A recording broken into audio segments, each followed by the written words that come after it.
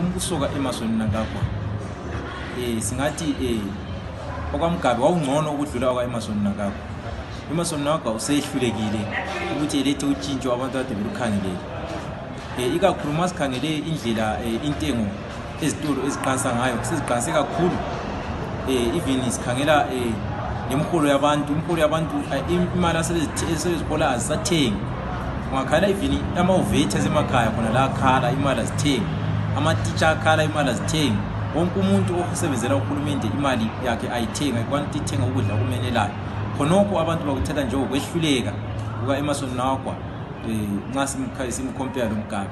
Okunye futhi ungakhangela indlela imali yethu esiwe ngayo lakho kuyatshengisa ukuthi uMnangagwa usehlulekile ukuthi elungisise indaba zezimali.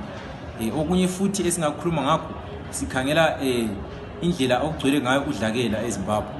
Ungakhangela i-fragile state index iyatshengisa ukuthi iZimbabwe lokho isehla ngamandla isiba lodlakela oluningi ukudlula ngesikhathi sikaMgabe. So sikhangele sisebenza zenezi izinto ziyatshengisa ukuthi uMnangagwa kakho ngcono ukwedlula uMgabe.